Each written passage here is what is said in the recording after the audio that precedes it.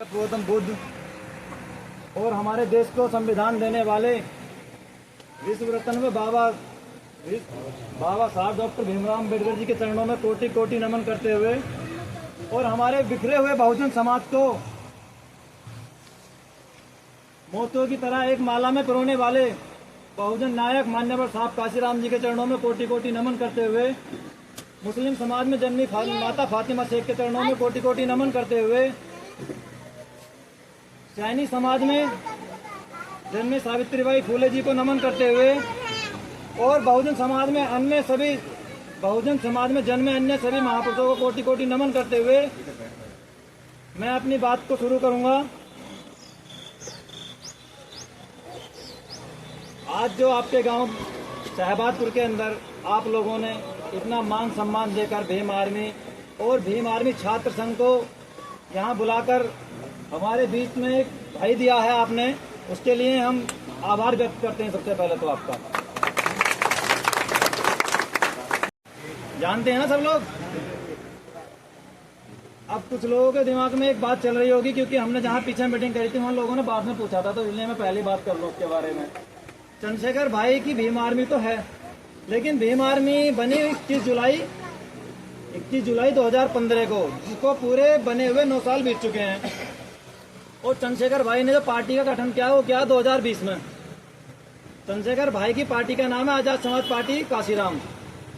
तो ये मैं इसलिए बता रहा हूँ कि लोग अभी तक ये सोचते हैं कि भाई भीम आर्मी चंद्रशेखर जी की पार्टी है। नहीं, भीम आर्मी जो है भीम बैठने वाला व्यक्ति कभी पार्टी ज्वाइन नहीं कर सकता। अगर पार्टी ज्वाइन करेगा तो संगठन वाला व्यक्ति पार्टी ज्वाइन करेगा। जो लोग सरकारी पदों पर बैठे हैं, जो प्रधान हैं गांव के, या जो डीलर हैं, या अन्य व्यक्ति जो समाज में अच्छी तरीके से काम कर रहे हैं, अगर भीम आर्मी ज्वाइन करना चाहें तो भीम आर्मी में उनका मैं वेलकम करता हूं, क्योंकि मैं भीम आर्मी का जिला अध्यक्ष हूँ वर्तमान में। रही दूसरी बात, जो हमारे भाई बैठे हैं विकेश कुमार, ये भीम आर्मी के जो संगठन है भीम आर्मी का ही दूसरा हिस्सा है एक भीम आर्मी छात्र संघ। क्योंकि हमने देखा है कि हमारे जिले ही नहीं, अन्य कई जगहों पर भी जहाँ भी स्टूडेंट जो पढ़ने वाले छात्र होते हैं उनको समस्या आती है, तो उसके लिए चंद्रशेखर भाई ने एक संगठन बनाया भीम आर्मी छात्र संघ।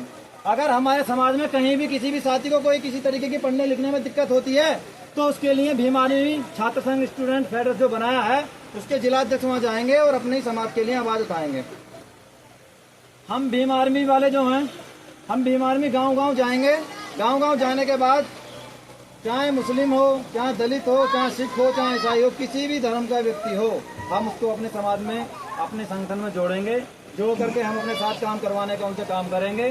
चंद्रशेखर भाई जो नगीना से जीते हैं, उनके लिए मैं 2 शब्द कहूँगा कि जेल गया लाठी भी खाई, कि जेल गया लाठी भी खाई, वो दौर पुराना बीत गया। कि जेल गया लाठी भी खाई, वो दौर पुराना बीत गया। और नगीना लोकसभा से भाई चंद्रशेखर जीत गया। भाई चंद्रशेखर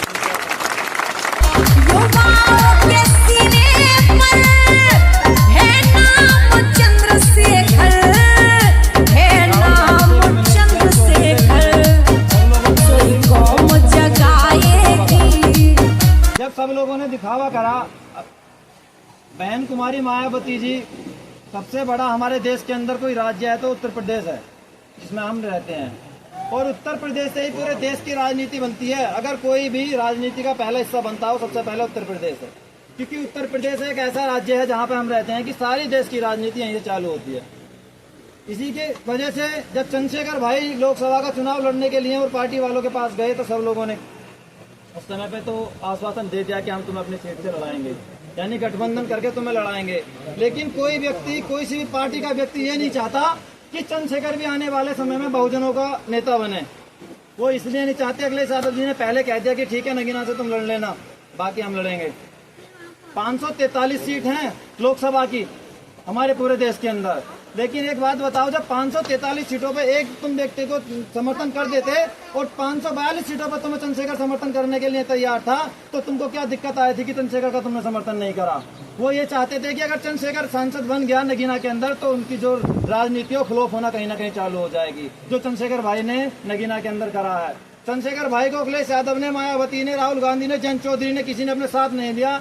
जब किसी ने अपने साथ नहीं दिया तो चंद्रशेखर भाई ने खुद अपने दम पर नगीना से चुनाव लड़ा और नगीना से चुनाव लड़ने के बाद अपने दम पर जीत दर्ज कराई। वो जीत ऐसी दर्ज कराई कि जो हमारे देश के प्रधानमंत्री माननीय नरेंद्र मोदी जी हैं, अगर नरेंद्र मोदी जी का जब चुनाव खुल रहा था, हम खुद नगीना के अंदर बैठे हुए थे जब चुनाव खुल रहा था, माननीय प्रधानमंत्री की सीट भी जब चुनाव खुल रहा था, तो उस समय प्रधानमंत्री 2 बार पीछे हुए जब चुनाव खुलता है। लेकिन चंद्रशेखर भाई ऐसे थे कि 15-20 हजार की लीड उनकी शुरू से बनकर चली, वो एक बार भी पीछे नहीं हुए।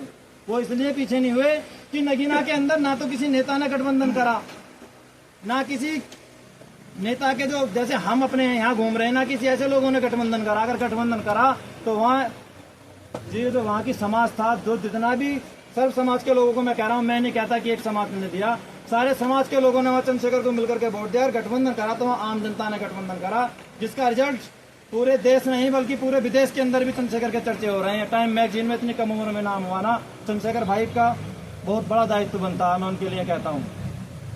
जब चंद्रशेखर भाई नगीना लोकसभा सीट से जीते तो इन लोगों को ये लगा कि भाई हमारी राजनीति कहीं ना कहीं होने की कम हो जाएगी। और वो कम होने का मैं बताऊं, चंद्रशेखर जी जब चुनाव लड़ रहे थे तो मैंने खुद 1 महीने वहां रह करके चुनाव लड़ा था चंद्रशेखर जी को। जब हम चंद्रशेखर जी के इलाके में वोट मांगने जाते थे तो एक समाज नहीं, सारे समाज के लोग, चौहान समाज के लोग ये कहते हैं, जाट समाज के लोग ये कहते हैं कि हमारे साथ नहीं है। मैं नहीं मानता हमारे साथ नहीं है। जाट समाज के लोगों की छतों पर मैं आज भी नगीना के अंदर जाकर के दिखा सकता हूँ कि चंद्रशेखर भाई के झंडे लहरा रहे हैं। जो उन्हों की झंडों पर छतों पर कभी बीजेपी के झंडे होते थे, कभी बसपा के झंडे होते थे, कभी आरएलडी के झंडे होते थे, लेकिन उन्होंने सबको नकार दिया, चंद्रशेखर भाई को प्यार दिया। चंद्रशेखर भाई को प्यार देने के साथ साथ उन्होंने वोट भी दिया और वोट के साथ साथ उन्होंने अपनी जेब से पैसा भी दिया। मान्यवर साहब काशीराम ये कहते थे कि जिसका धन लगता है उसका मन लगता है। आप एक बात बताओ, हम आपके साथ गांव में आए हैं, अगर हम वोट मांगने के लिए आए, अगर वोट मांगते वक्त आप हमारा आर्थिक स्थिति से सहयोग करोगे तो हम कैसे कह दें कि आप हमें वोट नहीं दोगे। चंद्रशेखर आजाद जी को जो माता बहनें आप सब लोग जैसे थे वहाँ, किसी ने 10 रुपए दिए, किसी ने 5 रुपए दिए, किसी ने 20 रुपए दिए, इस तरीके का मैं बता रहा हूँ क्योंकि हम वहाँ रहे थे चंद्रशेखर भाई के पास। सुबह 9-10 बजे तक कम से कम 8-10 लाख का जो चंदा था ना, वो तो उनके फेसबुक और इंस्टाग्राम यानी क्या नाम है फोन पे के आ जाता था। अब आप एक बात बताओ, जिसको जनता इतना प्यार दे रही है तो क्या उसको वोट नहीं देगी। बीजेपी के लोगों ने पूरे छक्के जोर ये लगा लिया कि हम चंद्रशेखर को हराएंगे वहां से। लेकिन जब चंद्रशेखर जी को हराने के लिए उन्होंने कहा ना, तो चंद्रशेखर जी ने एक वीडियो वायरल कर दी थी। उन्होंने कह दिया था कि अगर चंद्रशेखर एक वोट से भी जीत गया तो जीतेगा, क्योंकि उसका झंडा और डंडा बहुत मजबूत है।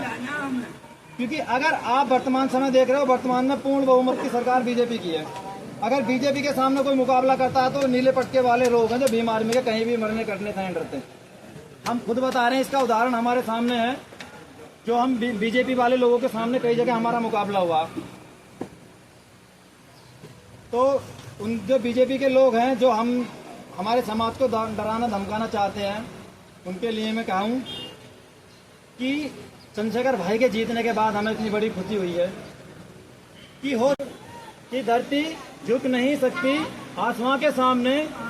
और जो कहते हैं कि क्या है चंद्रशेखर, उनको भी हम झुका देंगे चंद्रशेखर के सामने।